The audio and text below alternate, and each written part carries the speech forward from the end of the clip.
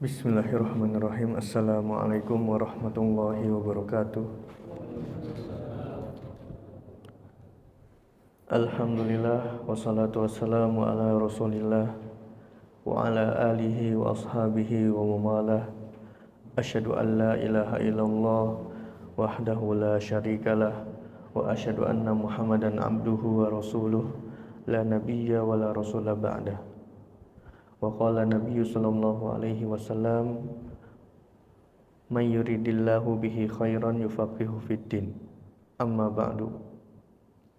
Para jamaah yang dirahmati Allah Subhanahu wa taala, alhamdulillah pada kesempatan pagi hari ini kita masih diberikan kenikmatan oleh Allah Subhanahu wa taala berupa nikmat sehat, nikmat waktu luang, nikmat hidayah taufiknya, sehingga dengan kenikmatan tersebut kita masih bisa melanjutkan rutinitas kita pada Ahad pagi, yaitu menggugurkan sebagian kewajiban kita sebagai seorang muslim, thalabul ilmi, dan khususnya menuntut ilmu fikih, mempelajari ilmu fikih, yang mana ilmu fikih ini adalah ilmu yang paling penting dalam kehidupan kita sebagai seorang muslim.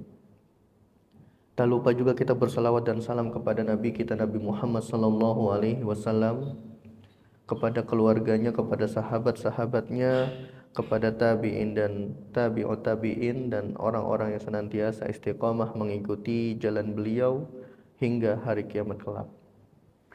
Baik para jamaah yang dirahmati Allah Subhanahu wa taala, pada bulan lalu alhamdulillah kita sudah menyelesaikan waktu-waktu sholat ya. Kita sudah membahas waktu-waktu sholat ya, baik sholat zuhur, asar, maghrib, isya, dan subuh.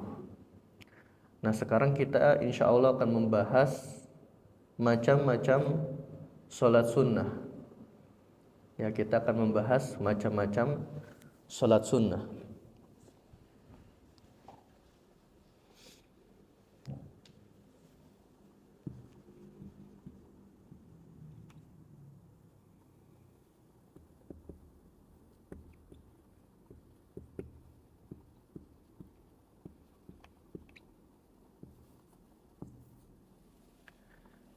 Ya, yang pertama, sunnah. Apa itu sunnah? Sebagaimana yang pernah kita bahas pada pertemuan yang pernah kita bahas, bahwasanya sunnah itu definisinya ma yusabu fa'iluhu wala yu'aqabu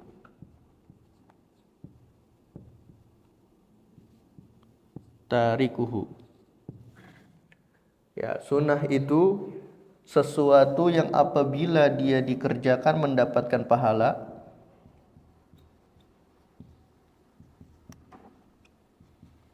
ya, mendapat pahala jika dikerjakan.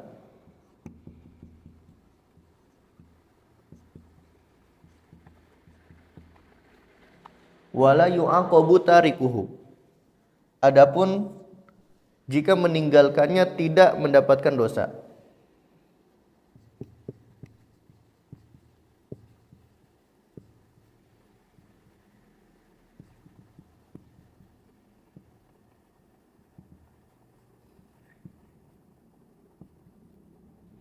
Nah ini dia definisi sunnah berdasarkan ilmu fikih ya, atau dalam ilmu fikih. Jadi sunnah dalam ilmu fikih ma yusabu fa'iluhu wa la yu'aqabu tarikuhu. Suatu amalan yang apabila dia dikerjakan mendapatkan pahala, kalau dia ditinggalkan tidak mendapatkan dosa. Ya, beda halnya dengan wajib. Ya, kalau wajib dia dikerjakan mendapat pahala, kalau ditinggalkan dia mendapat dosa. Nah, yang sekarang kan kita bahas adalah solat-solat yang disunnahkan di dalam Islam. Wa qala rahimahullahu ta'ala wa sholawatu al-masnunatu khamsun. Solat-solat yang disunnahkan, di sini beliau menjelaskan solat-solat yang disunnahkan dikerjakan secara berjamaah. Nah berarti ada sholat sunnah yang sunnahnya dikerjakan secara berjamaah, ada sholat sunnah yang sunnahnya dikerjakan secara sendiri. Nah, di sini kita bagi dulu.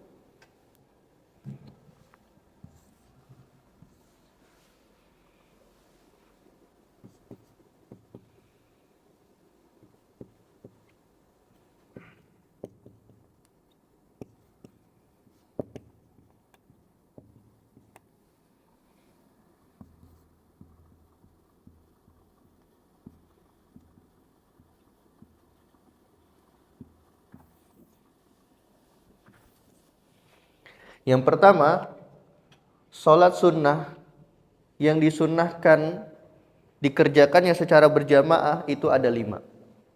Ya. Ada 5. Yang pertama adalah al-idani, 2 sholat id.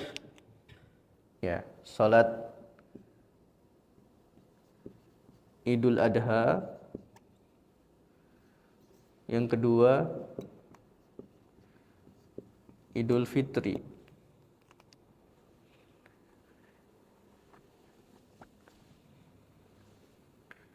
Jika ditanya mana yang lebih afdol antara sholat Idul Adha dan Idul Fitri? Mana yang lebih afdol antara Idul Adha dan Idul Fitri? Ya, jadi para ulama menjelaskan yang paling afdol adalah Idul Adha. Ya, karena setelahnya itu ada kurban. Maka dari itu kalau di luar negeri ya, kalau di Timur Tengah, orang-orang Arab itu pulang kampungnya saat Idul Adha, bukan saat Idul Fitri. Nah, jadi kalau Idul Fitri itu ya setelah sholat Id kembali ya biasa lagi, ya kerja sebagaimana biasanya. Ya seperti sholat Jumat. Sholat Idul Fitri di Arab itu sebagaimana nuansa sholat Jumat. Setelah sholat Jumat ya sudah, kita aktivitas sebagaimana biasanya. Tapi kalau Idul Adha, nah itu mereka pulang kampung itu rame. Karena apa? Karena di situ ada momen kebersamaan bersama keluarga, yaitu menyembelih. Ya kalau di Sudan itu selama ini saya lihat mereka kalau nyembelih hewan itu sendiri. Ya, bukan pakai panitia. Kalau di Indonesia kan pakai panitia ya. Ya, kalau di Sudan itu sendiri. Jadi satu keluarga mereka nyembelih sendiri di dalam rumahnya. Nanti tinggal kita ngelihat oh ternyata dari gerbang itu keluar darah. Nah, di dalam berarti sedang kurban. Jadi kurbannya mereka sendiri. Nah, nanti 1 ekor kambing atau 1 ekor unta atau 1 ekor sapi itu dia konsumsi satu keluarga. Nanti sebagiannya itu diberikan kepada fakir miskin. Nah, itu biasanya nanti fakir miskin tuh banyak yang keliling bawa-bawa ember. Itu nanti nungguin di depan gerbang rumah orang-orang yang kurban. Nah, itu momennya orang-orang di Arab itu atau orang-orang Timur Tengah, mereka pulang kampungnya saat Idul Adha. Ya. Kalau kita di Indonesia enggak ya, kebalik. Idul Adha kita ya momennya sama kayak biasa. Idul Fitri wah itu meriah sekali gitu ya. Makanya kalau di Indonesia, orang Arab yang ada di Indonesia seperti orang-orang Yaman, kan banyak nih sekarang ini para masyayikh dari Yaman, dari Sudan, dari Suriah, dari manapun, dari Madinah. Itu kalau momen Idul Fitri di Indonesia, mereka merasa kayak sepi gitu, merasa kesepian. Bahkan pernah suatu ketika guru saya Syekh Fahad Al-Bahri, beliau sekarang tinggal di Seragen, itu Idul Fitri pertama beliau di Indonesia malah ngajak daurah. Hari Idul Fitri pertama di Indonesia beliau ngajak daurah mahasiswa Indonesia. Tapi karena di Indonesia itu momen yang penting, akhirnya nggak jadi. Karena apa? Ya momen Idul Fitri itu momen yang ingin dirasakan oleh para mahasiswa Indonesia untuk berkumpul bersama keluarga. Setelah berbulan-bulan mereka belajar, mereka pengen pulang untuk kumpul, akhirnya nggak jadi daurahnya. Itu Masya Allah saking semangatnya ya, saking semangatnya beliau. Dan juga ya mungkin beliau nggak tahu juga kalau di Indonesia itu Idul Fitri itu sebagaimana Idul Adha di Timur Tengah gitu. Nah, jadi sholat sunnah yang pertama yang disunahkan berjamaah itu Idul Adha dan Idul Fitri. Ya, pertanyaannya, apakah boleh sholat Id itu dikerjakan sendiri? Sah atau tidak? Jawabannya sah, ya. Boleh Idul Fitri atau Idul Adha itu dikerjakan sendiri. Bagi mereka yang mungkin punya uzur untuk mengerjakan sholat Id secara berjamaah, boleh mereka melaksanakannya di rumah secara sendiri. Untuk tata caranya, ya, rakaat pertama itu bertakbir 7 kali, ya, ditambah dengan takbiratul ihram. Berarti totalnya 8 takbir. Ya, takbiratul ihram sekali ditambah 7 takbir. Untuk rakaat kedua ditambah takbir intiqal, yaitu dari sujud ke bangun, itu takbir intiqal. Itu 1, kemudian ditambah 5. Jadi berapa? 6 kali? 6 kali takbir. Nah, itu untuk tata cara sholat Id. Baik dia dilakukan secara berjamaah atau dilakukan secara sendiri. Kemudian waktu pelaksanaan sholat Id, ya, waktu pelaksanaan sholat Id itu dimulai sejak matahari setinggi tombak, ya. Sejak matahari naik setinggi tombak, itu mulai dilaksanakannya sholat Id. Sholat Idul Adha itu lebih dahulu. Karena apa? Karena orang yang berkurban itu dianjurkan untuk tidak makan sebelum dia menyembelih hewan kurbannya, supaya nanti setelah sholat Id mereka segera menyembelih hewan kurban, kemudian mengambil sebagian dari daging kurbannya, kemudian mereka memakan sebagian daging kurbannya. Ini yang disunahkan oleh Rasulullah SAW. Ya, jadi alasan kenapa sholat Idul Adha lebih didahulukan daripada Idul Fitri, karena setelah Idul Adha itu ada kurban. Kemudian akhir waktu pelaksanaan sholat Id itu sampai masuknya waktu zuhur. Ya, jadi pelaksanaan sholat Id itu berakhir sampai masuknya waktu zuhur. Kalau kita ingat flashback pada pertemuan fikih bulan lalu, ya, bahwasanya waktu zuhur itu masuk ketika matahari sudah tergelincir sedikit ke arah barat. Nah, artinya kalau matahari sudah tergelincir sedikit ke arah barat, itu sudah masuk waktu zuhur, dan itu akhir dari waktu pelaksanaan sholat Id. Nah, misalnya kalau di suatu daerah itu ada yang mengerjakan sholat Idnya jam 10 siang atau jam 10 pagi, sah tidak? Sah. Karena apa? Itu masih dalam waktu pelaksanaan sholat Id. Ya. Nah, jadi yang pertama yaitu sholat sunnah yang disunahkan berjamaah. Yang pertama adalah Idul Adha, kemudian yang kedua Idul Fitri. Kemudian yang ketiga Al-Kusufan. Ya, Al-Kusufan ini maksudnya gerhana bulan dan gerhana matahari.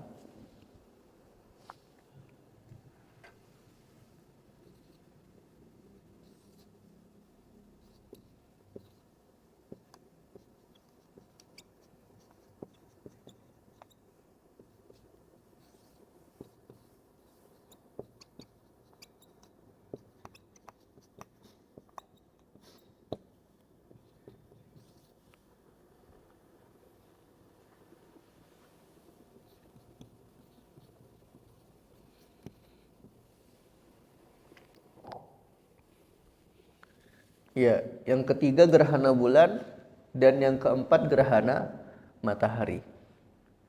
Tata caranya, ya, tata cara melaksanakan sholat gerhana itu ada 3 metode. Ada 3 cara.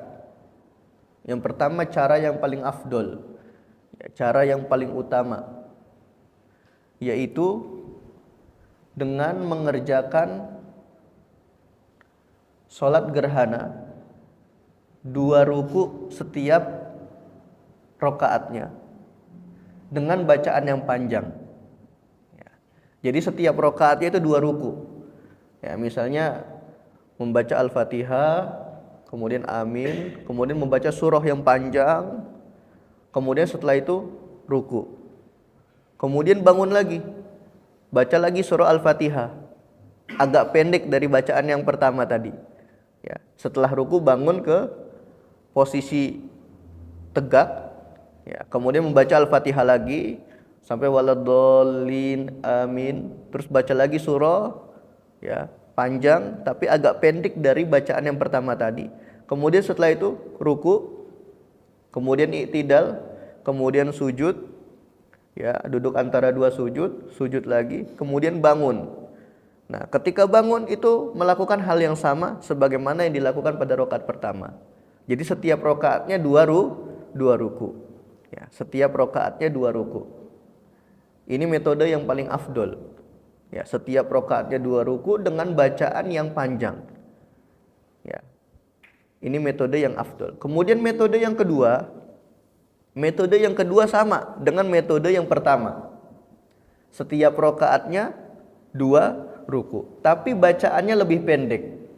Ya, bacaannya lebih pendek, tidak sepanjang bacaan metode yang pertama tadi.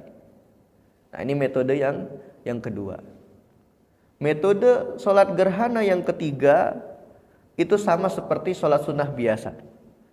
Ya, 2 rakaat ya sudah. 2 rakaat, setiap rakaatnya satu ruku. Nah, ini metode sholat gerhana yang ketiga. Nah, jadi sholat gerhana itu ada 3 metode. Yang pertama, melaksanakan sholat gerhana 2 rakaat setiap ruku dengan bacaan yang panjang.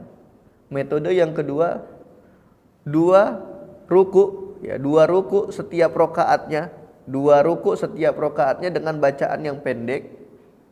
Yang ketiga, melaksanakan sholat gerhana sebagaimana sholat sunnah biasa. Nah, ini 3 metode melaksanakan sholat gerhana. Nah, nanti bisa silahkan diterapkan dari masing-masing metode, itu boleh sah 3-tiganya.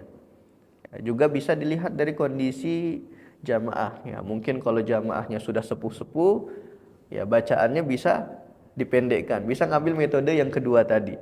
Ya, kalau metode yang pertama itu mungkin terlalu panjang. Kalau nanti dilihat ternyata jamaahnya sudah sepuh, ya bisa ngambil metode yang kedua. Ya, dengan melaksanakan 2 ruku setiap rakaatnya, bacaannya tidak terlalu panjang, ya, menengah saja. Gitu. Nah, kemudian yang terakhir yaitu yang kelima adalah sholat istisqa. Ya, sholat istisqa. Apa itu sholat istisqa? Sholat minta hujan. Ya. Ini apabila dalam sebuah wilayah itu mengalami kekeringan, maka masyarakat wilayah itu disunnahkan untuk melaksanakan sholat istisqa. Ya, diambil dari kata saqo yaski. Saqo yaski artinya menyiram.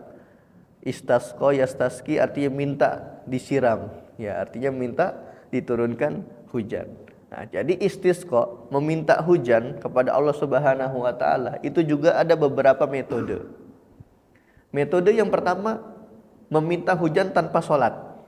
Nah, itu gimana caranya? Itu dengan cara berdoa.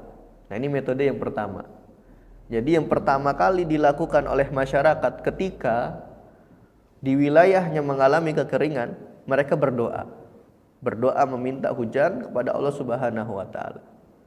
Ternyata masih kering.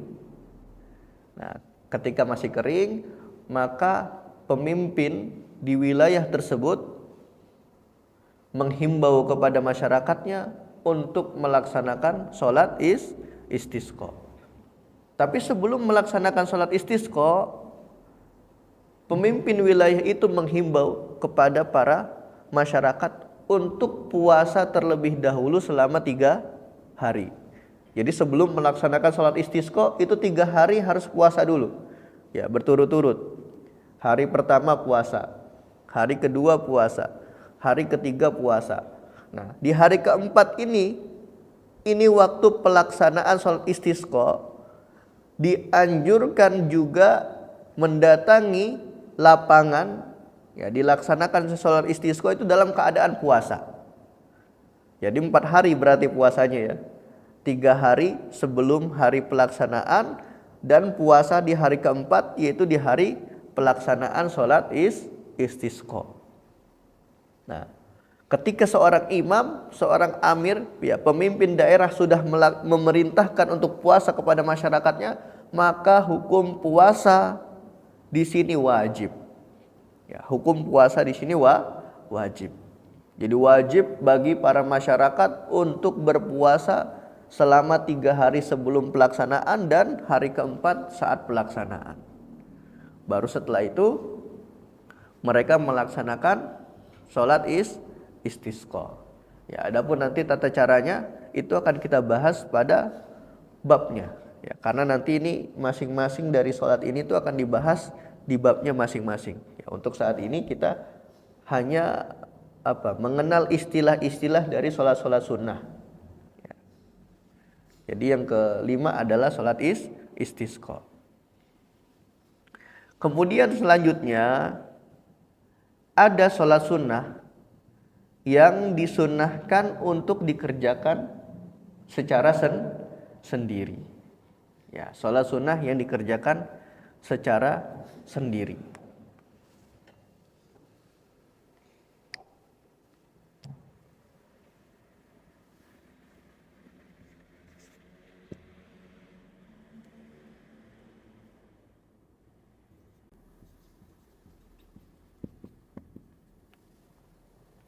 Ya, yang pertama ada sholat rawatib.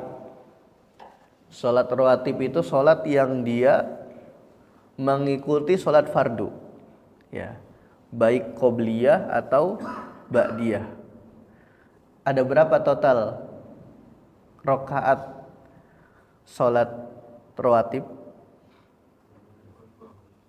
Ada? Nah, kalau total keseluruhan itu ada sekitar 17 total keseluruhan. Tapi kalau yang sunnah muakkadah ya yang lebih ditekankan itu ada yang berpendapat 10, ada yang berpendapat 12. Tapi total keseluruhannya 17. Nah, di sini makanya kita akan sebutkan yang pertama raqatal fajri ya, 2 rakaat fajar. 2 rakaat sholat subuh.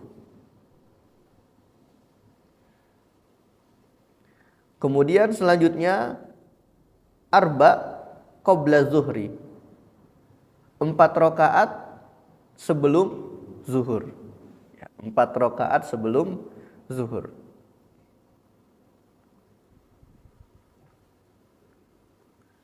Wa rakaatani ba'dahu, dan 2 rakaat setelah zuhur.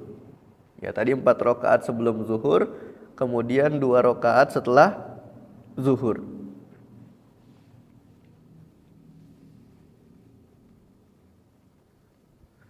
Kemudian wa arbaun qoblal asri. Ya, 4 rakaat sebelum asar. Ya, 4 rakaat sebelum asar. Wa raqatani ba'dal maghribi, dan 2 rakaat setelah sholat maghrib.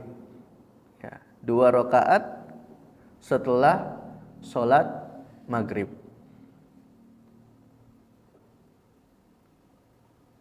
Udah berapa totalnya? Ya? 12, 14. Ya, kemudian wasalasun, dan 3 rakaat ba'dal isya. Ya, 3 rakaat setelah isya. Loh, kenapa kok ada 3 rakaat? Nah, makanya beliau menjelaskan di sini yutiru biwahidatin minhunna. Nah, yang salah satunya itu adalah sholat witir. Ya, bagi yang khawatir tidak bangun di malam hari. Ya, jadi disunnahkan untuk melaksanakan sholat witir sebelum dia tidur.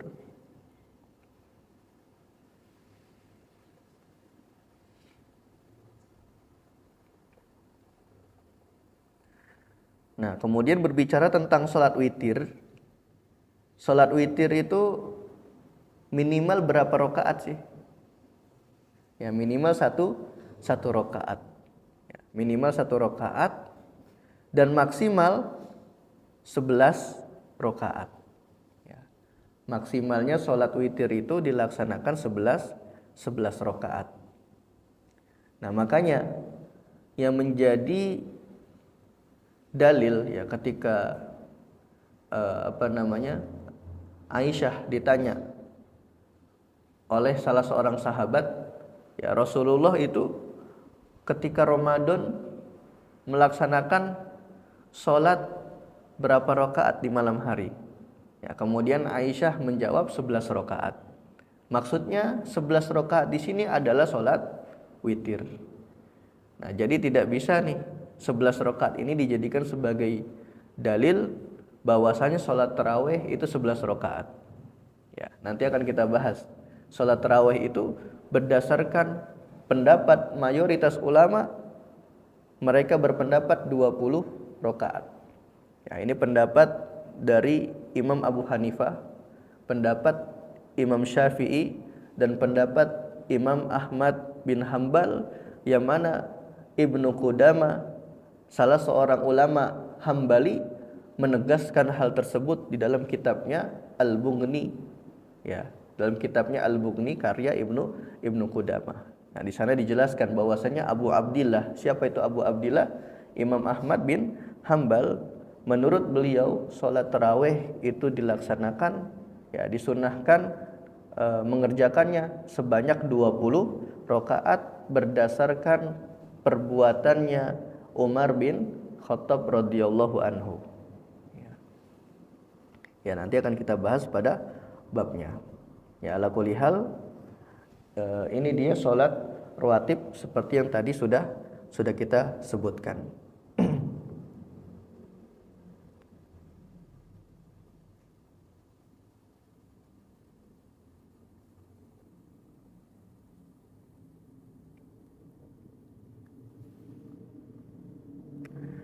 Ya, kemudian selanjutnya wasalasu nawafila muakkadat, dan ada 3 sholat sunnah, ya, 3 sholat sunnah yang dia ditekankan juga, ya, dia ditekankan untuk dikerjakan. Ya, sunnahnya sunnah muakkadah, sunnah muakkadah. Yang pertama ada sholatul lail.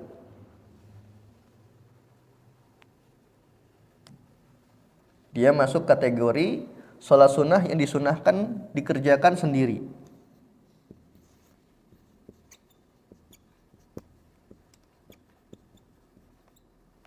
Ya, sholat malam. Sholat malam ini umum. Ya, sholat malam ini istilah umum.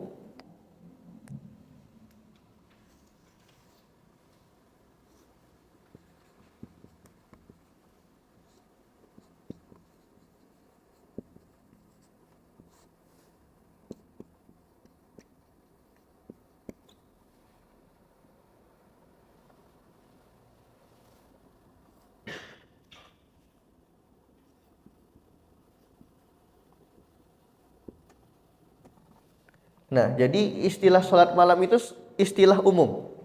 Witir, ya itu termasuk sholat malam. Tahajud, itu termasuk sholat malam. Taraweh, itu termasuk sholat malam. Qiyamul lail, ya qiyamul lail ini lebih umum lagi. Ya, qiyamul lail itu tidak hanya sholat, tapi membaca Al-Quran, berzikir di malam hari, bersedekah di malam hari. Ya, misalnya dia keluar rumah malam-malam mencari orang fakir dan miskin, kemudian dia bersedekah di malam hari. Itu lebih afdol, karena malam tersebut tidak ada orang yang melihat atas perbuatannya. Nah, sekarang perbedaannya antara sholat tahajud dengan sholat yang lain itu apa? Apa itu sholat tahajud? Sholat tahajud adalah sholat yang dikerjakan di malam hari setelah tidur. Ya, sholat tahajud adalah sholat yang dikerjakan di malam hari setelah tidur. Nah, jadi kalau sholat malam yang dikerjakan di malam hari sebelum tidur itu bukan tahajud. Ya, tahajud itu syaratnya tidur dulu, meskipun hanya sebentar. Ya, meskipun tidurnya hanya 5 menit. Ya, 5 menit dia tidur, kemudian terbangun, kemudian dia pengen melaksanakan sholat malam. Nah, sholat malam itu disebut sebagai tahajud. Ya, tahajud diambil dari kata tarku al-hujud. Ya, tahajud diambil dari kata tarku al-hujud. Tarku artinya meninggalkan, hujud artinya naum, tidur. Ya, jadi tahajud artinya meninggalkan tidur. Jadi ketika orang yang sudah tidur kemudian bangun, kemudian sholat, nah ini disebut sebagai tahajud. Ya, kemudian sholat taraweh, ya sholat taraweh adalah sholat malam yang dikerjakan pada bulan Ramadan. Ya, berdasarkan hadis Nabi, man qoma ramadhana imanan wahtisaban ghufira lahu ma taqaddama min dzambih. Ya, barang siapa yang dia qiyam di malam Ramadan dengan penuh keimanan, ihtisaban, kemudian mengharapkan pahala dari Robnya, maka Allah akan mengampuni dosa-dosanya yang telah lampau. Ya. Adapun sholat witir adalah sholat yang dikerjakan secara ganjil seperti yang tadi sudah kita sebutkan. Ya, maksimalnya dia 11 rakaat. Misalnya orang ada yang pengen melaksanakan sholat witir aja 11 rakaat, itu nggak masalah, boleh. Ya, mau 11 rakaat sekali salam itu boleh juga. Ya, kalau dia ingat ya jumlah rakaatnya. Ya, dari takbir rakaat pertama sampai rakaat ke-11. Nah, kalau dia masih ingat itu silahkan, nggak masalah. 11 rakaat satu kali salam itu nggak masalah. Atau dipisah. Ya, 2 rakaat itu juga lebih afdol. Ya, jadi kalau dalam mazhab Syafi'i justru sholat malam itu wajibnya 2 rakaat. Kenapa? Berdasarkan hadis Nabi, sholatul lail masna. Sholat malam itu dikerjakan 2 rakaat. Sehingga ya dalam mazhab Syafi'i dan beberapa ulama yang mengikuti mazhab Syafi'i, kalau ada yang melaksanakan sholat malam seperti tahajud, taraweh, ya, atau witir 4 itu tidak sah sholatnya. Ya, berdasarkan hadis sholatul lail masna. Ya, nanti masna itu kan artinya 2. Masna yang kedua itu nanti dihukumi sebagai taukid. Yang namanya taukid itu tidak memiliki hukum. Hukum itu hanya berlaku pada lafadz yang pertama. Yang artinya sholat malam itu dikerjakan hanya 2 rakaat saja. Ya, maksudnya 2 rakaat. Nah, ini ala kulli hal adalah khilafiyah. Ya, perkara khilaf yang kita perlu untuk toleransi dalam permasalahan furu, ya, khususnya dalam permasalahan furu. Ya. Jadi tadi sholat witir, ya kita kembali ke sholat witir, afdolnya dikerjakan 2 rakaat, baru nanti di akhir 3 rakaat. Nah, itu sholat witir. Gitu. Kemudian sholat sunnah yang kedua yang dianjurkan selanjutnya itu ada sholat duha. Ya, ada sholat duha.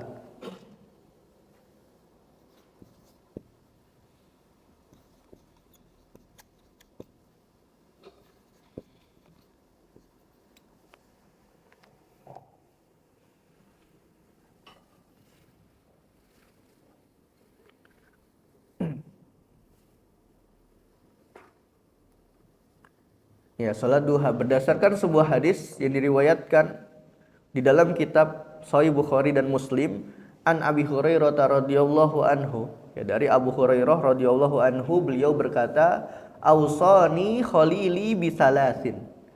Jadi Abu Hurairah itu pernah diberi wasiat oleh Rasulullah sallallahu alaihi wasallam. Yaitu ada 3 wasiat. Yang pertama, siyamu salasati ayyamin min kulli syahrin. Wasiat yang pertama, berpuasa 3 hari setiap bulan. Nah, ini puasa apa namanya? Ayyamul bid. Ya, puasa Ayyamul bid yang dilaksanakan pada tanggal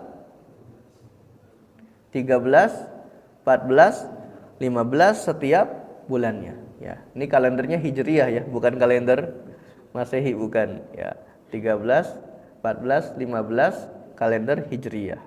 Ya, kenapa disebut sebagai Ayyamul bid? Karena pada hari-hari itu bulan purnama. Ya. Karena bid itu artinya putih. Ya. Ayyamul bid, puasa Ayyamul bid artinya puasa di hari-hari putih, bukan puasa putih ya, bukan puasa putih. Ini kadang orang salah memahami puasa putih. Enggak ya. Jadi ini puasa di hari-hari putih. Kenapa hari-hari putih? Karena bulannya sangat terang, ya, bulan purnama. Nah, ini puasa yang disunahkan kalau puasa ayyamul bid, puasa hari putih. Tapi kalau puasa putih itu bid'ah. Tidak ada anjurannya. Ya, apalagi kalau puasanya tujuannya supaya mendapatkan ilmu kebal. Wah, puasanya supaya mendapatkan apa? Ilmu-ilmu hitam dan lain sebagainya, itu tidak ada ajarannya dalam Islam. Yang diajarkan itu puasa ayyamul bid, puasa hari putih, bukan puasa putih gitu. Ya, kemudian nasihat atau wasiat yang kedua, warok ataiduha. Ya, ini masih membahas wasiatnya Nabi Shallallahu Alaihi Wasallam kepada Abu Hurairah. Ya, kata Abu Hurairah, Khalili, itu sahabatku, kekasihku, itu Nabi Muhammad Shallallahu Alaihi Wasallam, memberi wasiat kepadaku atas 3 perkara. Yang pertama, puasa 3 hari setiap bulannya. Yang kedua, rokaatai duha, melaksanakan 2 rakaat duha. Nah, disinilah dalil bahwasanya sholat duha itu hukumnya sunnah muakkadah, sunnah yang ditekankan. Karena apa? Karena sholat duha ini adalah salah satu wasiat yang diberikan oleh Rasulullah kepada sahabatnya Abu Hurairah radhiyallahu anhu, dan Abu Hurairah mengerjakan wasiat-wasiat ini sampai beliau wafat. Nah, kemudian wasiat yang ketiga, wa an utira qabla an anam. Ya, kata beliau wasiat yang ketiga, melaksanakan sholat witir sebelum tidur. Nah, jadi Abu Hurairah itu sholat witirnya sebelum tidur. Ya, usallil witra. Ya, saya melaksanakan sholat witir. Akan tetapi hal ini tidak, ya, bukan berarti sholat witir itu afdolnya dilaksanakan sebelum tidur, bukan. Karena ada hadis lain yang menjelaskan, ya, kata Rasulullah, apabila dia dikerjakan di akhir, sebaik-baiknya sholat malam itu yang dikerjakan di akhir. Ya, atau tutuplah akhir malammu dengan sholat witir. Ya. Jadi hadis lain itu, ya, sebagai dalil bahwasanya afdol sholat malam itu dilaksanakan di sepertiga malam terakhir. Adapun bagi yang ingin melaksanakan sholat malam atau sholat witir itu sebelum tidur, boleh atau tidak? Boleh, berdasarkan hadis yang diwasiatkan oleh Rasulullah kepada Abu Hurairah. Ya, kemudian yang terakhir, ya, kita lanjut ke sholat yang disunahkan sendiri yang terakhir. Di sini ada sholat taraweh, ya, tapi sholat taraweh ini diperselisihkan oleh ulama. Apakah sholat taraweh itu disunahkan dilaksanakan sendiri atau disunahkan dilaksanakannya secara berjamaah? Menurut pendapat madhab Syafi'i dan madhab Hambali, bahwasannya sholat taraweh itu disunahkan dikerjakan secara berjamaah. Adapun dalam madhab lain ada yang berpendapat bahwasannya sholat taraweh itu afdolnya disunahkan dikerjakan secara sendiri. Ya, tapi kita ngambil pendapat mayoritas ulama. Ya, mayoritas ulama berpendapat taraweh itu disunahkan secara berjamaah. Ya, maka dari itu di sini kita tidak masukkan taraweh ke sholat yang disunahkan sendiri. Ya, kita masukkan taraweh ke sholat yang disunahkan secara berjamaah. Ya, sholat taraweh.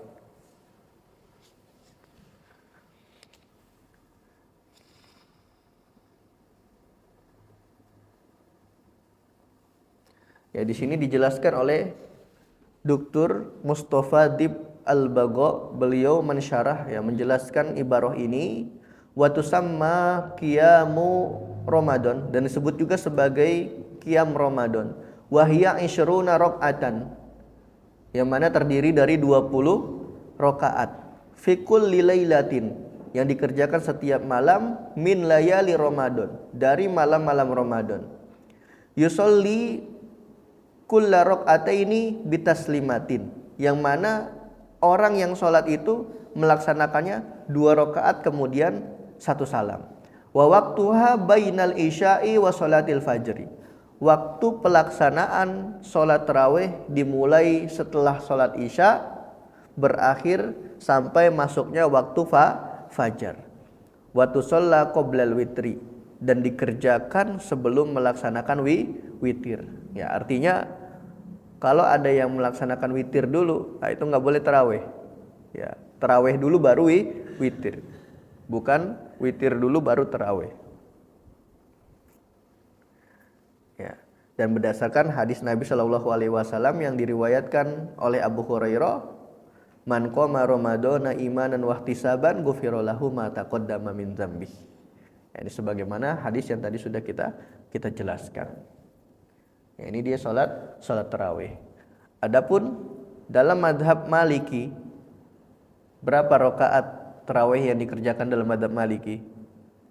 Ya kan, kalau dalam mazhab Hanafi, Syafi'i, Hambali, tarawih itu 20 rakaat. Dalam mazhab Maliki berapa rakaat? 36 rakaat. Ya, dalam mazhab Maliki tarawih dikerjakan 36 rakaat. Kenapa? Ya karena mereka ingin menyamai ahlul Mekkah, ya penduduk Mekkah. Karena mazhab Maliki ini kan mayoritas masyarakat Madinah. Ya ketika orang-orang penduduk Mekkah itu setelah melaksanakan tarawih setiap 4 rakaatnya salam, ya setiap 2 rakaat kemudian salam, mereka tawaf. Ya, tawaf 7 putaran. Kemudian setelah itu sholat tarawih lagi. Setelah 4 rakaat mereka tawaf lagi. Ini penduduk Mekah. Maka dari itu penduduk Madinah, yaitu pengikutnya Imam Malik, pengen menyamai usahanya penduduk Mekah. Maka dari itu mereka mengerjakan sholat tarawih sebanyak 36 rakaat. Ya, jadi sebenarnya pelaksanaan sholat tarawih itu tidak ada batasan khusus dalam mengerjakannya. Ya, mau yang mengerjakan 11 rakaat silahkan. Mau yang mengerjakan 20 rakaat silahkan. Mau mengerjakan 30 rakaat juga silahkan. Itu tidak ada batasannya sebagaimana sholat malam lainnya. Ya, karena yang namanya sholat tarawih itu pada asalnya adalah sholat malam. Jadi dia mau melaksanakan sholat malam sebanyak 100 rakaat juga tidak masalah. Ya, adapun yang dijadikan dalil oleh sebagian para asatid, ya sebagian asatid, bahwasanya sholat tarawih itu 11 rakaat berdasarkan dalil yang tadi saya sebutkan, yang ketika Aisyah ditanya Rasulullah melaksanakan sholat 11 rakaat. Maksud 11 rakaat di sini adalah sholat witir.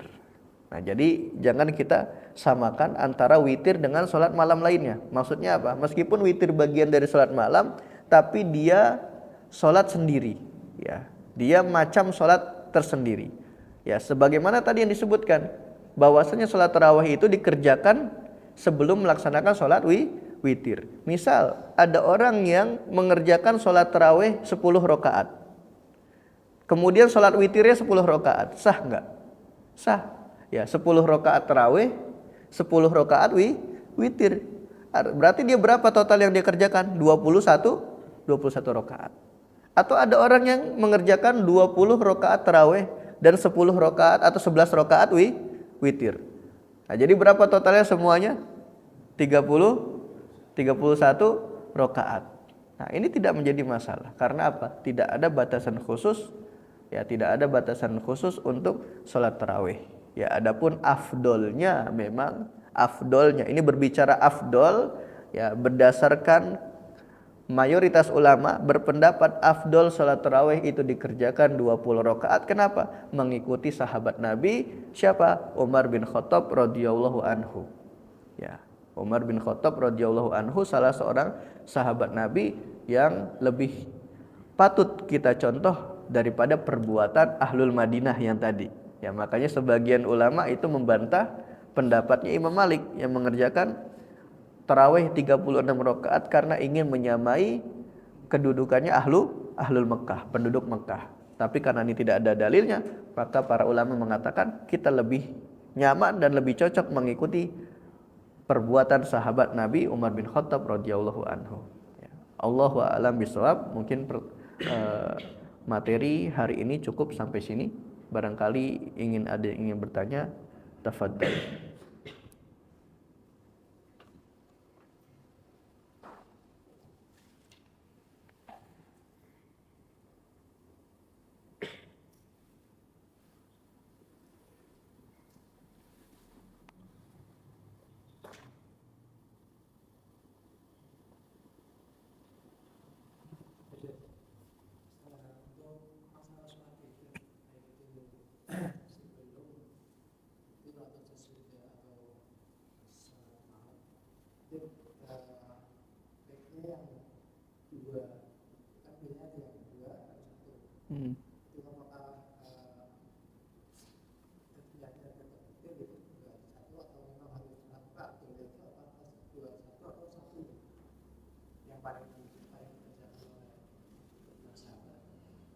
Ya, jadi ketika kita mengerjakan sholat witir 3 rakaat misalnya, kita pengen mengerjakan 2 plus 1.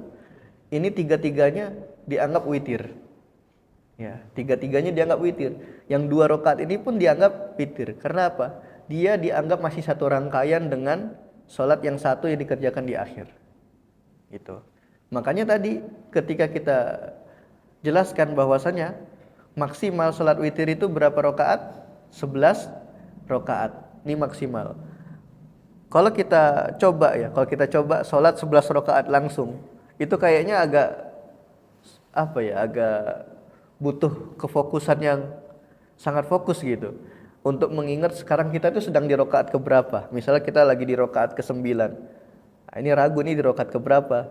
Nah, maka dari itu boleh 11 rakaat itu dilaksanakan 2, 2, 2, 2, kemudian 1. Ya. 2 rakaat, 2 rakaat, kemudian 2 rakaat, 2 rakaat, 2 rakaat, kemudian 1. Dan rangkaian yang dilaksanakan 2 rakaat tadi sampai 11 rakaat itu dianggap witir. Karena apa? Karena niatnya dia mengerjakan sholat witir, maka 2 rakaat yang dia kerjakan tadi yang diakhiri dengan 1 rakaat itu dianggap witir. Nah, jadi ketika kita ingin mengerjakan witir misal 3 rakaat atau 11 rakaat, boleh enggak dipisah 2 plus 1? Hukumnya boleh. Bahkan mayoritas ulama berpendapat ini metode yang afdol. Kenapa ini metode yang afdol? Semakin banyak tasyahud semakin afdol. Semakin banyak tasyahud semakin afdol. Kenapa Ustaz? Karena di dalam duduk tasyahud itu ada doa enggak? Ada doa. Ya, coba kalau kita melaksanakannya 3 sekaligus ya. Rakaat pertama bangun, rakaat kedua bangun, rakaat ketiga baru salam. Ya, tidak ada doa tasyahud di sana. Nah, adapun kalau seandainya kita laksanakan 2 plus 1, ya ketika 1 rakaat bangun, 2 rakaat kemudian salam. Nah, di sini ada tasyahud, ada doa. Nah, kemudian bangun lagi setelah salam melaksanakan 1 rakaat kemudian salam. Maka para ulama berpendapat 2 plus 1 itu lebih afdol, sebab dalam rangkaiannya itu banyak doa. Semakin banyak doa semakin afdol ya. Tapi mau mengerjakan 3 langsung itu gak masalah. Tafadhol, itu dipersilahkan ya. Yang tidak boleh itu mengerjakan sholat witir seperti sholat maghrib. Nah, ini gak boleh ya. Misalnya di rakaat kedua dia tasyahud awal kemudian bangun, gak salam. Kemudian setelah itu di rakaat ketiga baru salam. Nah, ini enggak boleh. Karena apa? Menyerupai sholat wajib. Nah, ini tidak diperbolehkan. Nah, jadi bebas kita mau ngerjain 2 plus 1 atau 3 sekaligus, tidak masalah. Namun afdolnya menurut mayoritas ulama 2 plus 1 disebabkan di sana banyak doa yang dilafadzkan. Ya, Allahu a'lam bishawab.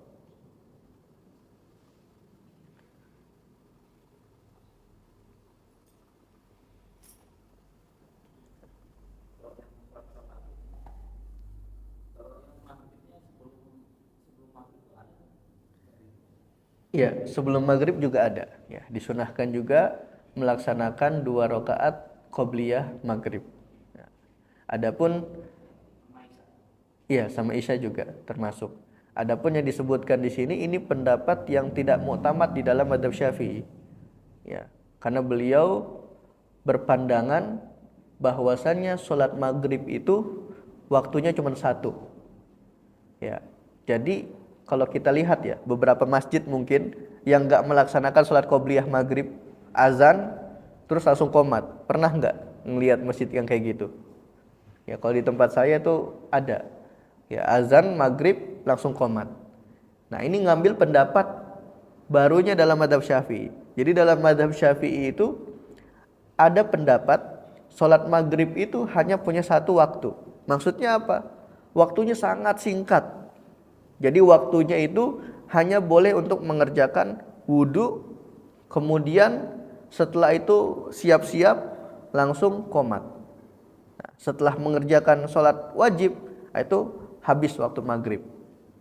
Tapi pendapat ini bukan pendapat yang dirojihkan dalam mazhab Syafi'i. Meskipun pendapat ini pendapat baru. Tapi tidak semua pendapat baru dalam mazhab Syafi'i itu dirojihkan. Jadi dalam permasalahan ini, pendapat lamanya mazhab Syafi'i yang lebih dirojihkan bahwasanya waktu sholat maghrib itu habis sampai terbenamnya mega merah, seperti yang sudah kita bahas pada pertemuan yang lalu. Ya, jadi sholat qobliyah maghrib menurut pendapat yang muktamad itu tetap disunnahkan. Ya, qobliyah maghrib, qobliyah isya itu tetap disunnahkan.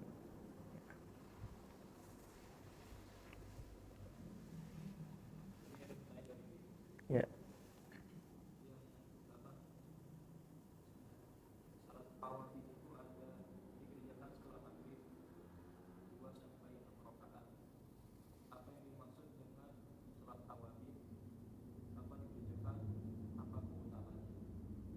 Ya.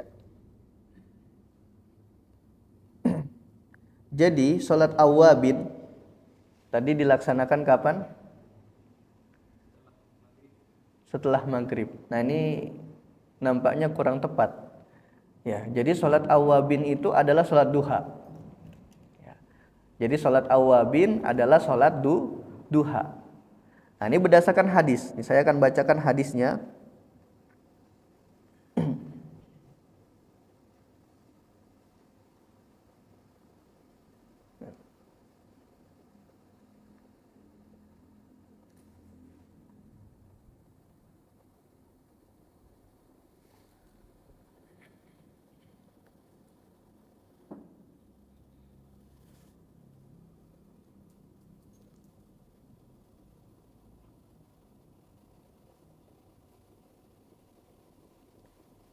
Nah, di sini disebutkan dalam sebuah riwayat An Zaid bin Arqam radhiyallahu anhu, dari Zaid bin Arqam radhiyallahu anhu qala, beliau berkata, kharajan Nabi sallallahu alaihi wasallam an ala ahli Quba. Jadi Rasul sallallahu alaihi wasallam keluar yang ngunjungin penduduk Quba.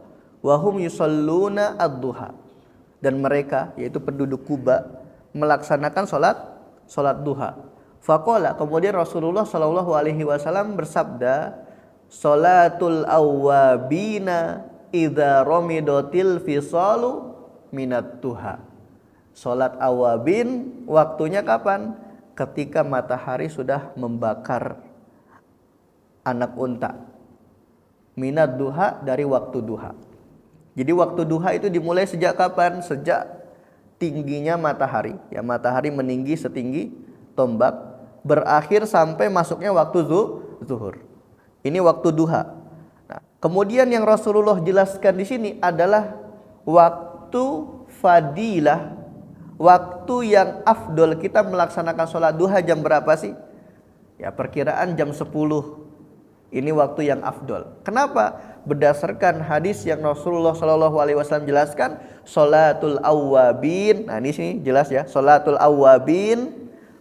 Ya, idza ramidatil fisal, romado itu artinya membakar, fisal itu unta. Ya, jadi unta itu sedang berjemur. Ketika unta itu sudah terbakar gitu ya, ketika berjemur, minat duha, dari waktu duha. Artinya apa? Ketika matahari itu sudah agak panas, disitulah waktu fadilah kita mengerjakan sholat duha. Itu ketika sekitar jam setengah 10 atau jam 10. Nah, ini waktu afdol. Maka sholat awabin adalah sholat duha, bukan sholat yang dikerjakan ba'da maghrib. Ya, Allahu a'lam bishawab.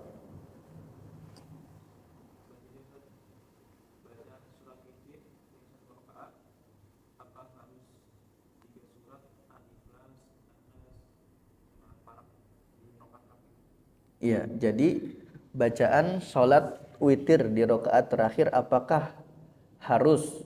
Ya, kalau berbicara harus tidak. Ya, kalau berbicara harus tidak. Kalau harus kan artinya kayak seakan-akan wajib gitu. Wajib membaca qul huwallahu ahad, qul a'udzu birabbil falaq, qul a'udzu birabbin nas. Apakah harus? Jawabannya tidak. Tapi disunnahkan. Ya.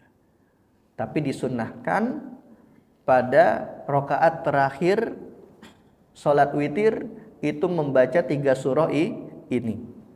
Al-Ikhlas, Al-Falaq, dan An-Nas. Ini disunnahkan, tidak harus. Jadi kalau ada yang di akhir sholat witirnya itu membaca surah lain, misalnya Al-Lahab, itu nggak masalah. Tetap sah sholatnya. Tapi sunnahnya dia membaca 3 surat ini sekaligus atau salah satunya. Misalnya baca Al-Ikhlas aja, itu sudah cukup. Ya, adapun dalam mazhab Syafi'i disunnahkan 3 surah. Ya, seperti Al-Ikhlas, kemudian Al-Falaq dan An-Nas. Ini dalam mazhab Syafi'i. Adapun dalam mazhab Imam Ahmad bin Hambal, ya sebagian pendapat Imam Ahmad disebutkan oleh Ibnu Qudamah dalam kitabnya Al-Mughni, itu disunahkan hanya membaca surah Al-Ikhlas saja. Itu sudah cukup.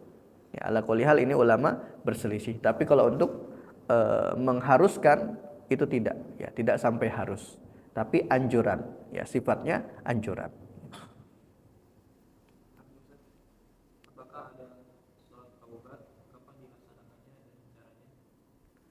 Ya, kemudian sholat taubat. Ya, adapun sholat taubat adalah sholat yang dikerjakan ketika seorang hamba merasa dirinya telah melaksanakan dosa dan kesalahan. Dan di sini ulama memiliki beberapa metode dalam melaksanakan sholat taubat.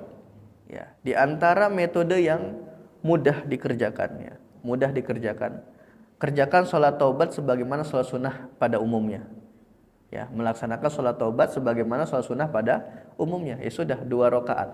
Dengan niat apa? Bertaubat.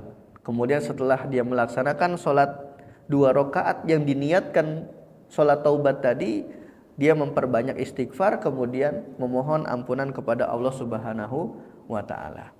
Ya, jadi untuk tata cara melaksanakan sholat taubat boleh dilaksanakan sebagaimana 2 rakaat pada sholat sunnah umumnya, ya, dengan setelahnya memperbanyak istighfar dan memperbanyak doa memohon ampun kepada Allah Subhanahu wa Ta'ala. Adapun kapan dilaksanakannya sholat taubat, ya sholat taubat itu dilaksanakan kapan saja selama bukan di waktu-waktu yang dilarang melaksanakan sholat. Ya, waktu yang dilarang melaksanakan sholat itu ada 5. Setelah sholat subuh, kemudian ketika matahari terbit, kemudian ketika matahari berada di tengah-tengah, yaitu waktu istiwa, kemudian ba'da al-asar, ya setelah mengerjakan sholat asar, kemudian ketika matahari sudah memerah, ya ketika ingin tenggelam, ya ingin terbenam. Nah, ini 5 waktu di mana diharamkan dan dilarang melaksanakan sholat sunnah mutlak atau sholat sunnah yang sebabnya datangnya belakangan. Jadi untuk melaksanakan sholat taubat itu terserah mau dilakukan di waktu kapan saja selama bukan di 5 waktu terlarang ini. Ya, misalnya mau melaksanakan waktu duha, itu silahkan, nggak masalah. Karena apa? Al-awwabin itu artinya adalah orang-orang yang bertaubat. Ya, jadi Rasulullah mengistilahkan sholat duha dengan al-awwabin, artinya apa? Waktu duha ini waktu yang sangat cocok sekali kita untuk bermuhasabah, ya untuk bertobat kepada Allah Subhanahu wa Ta'ala dengan melaksanakan sholat duha.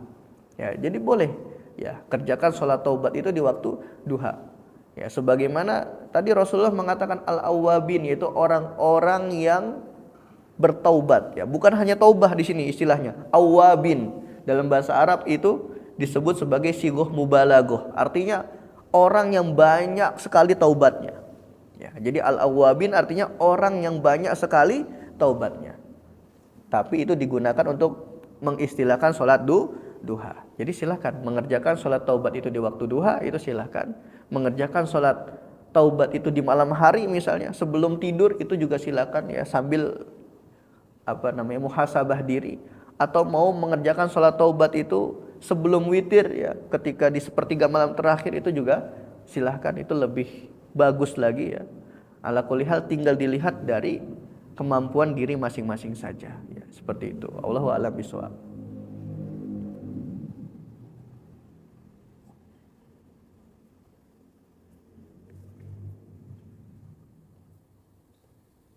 Cukup ya. Baik, jika memang dirasa cukup, kita akhiri liqa pertemuan kita pada hari ini dengan hamdalah alhamdulillahirabbil alamin dan doa kafaratul majlis subhanaka allahumma bihamdika asyhadu an la ilaha illa anta astaghfiruka wa atubu ilaik. Wal asri innal insana lafi khusr illa alladzina amanu wa amilus solihati wa tawassaw bil haqqi wa tawassaw bis sabr. Assalamualaikum warahmatullahi wabarakatuh.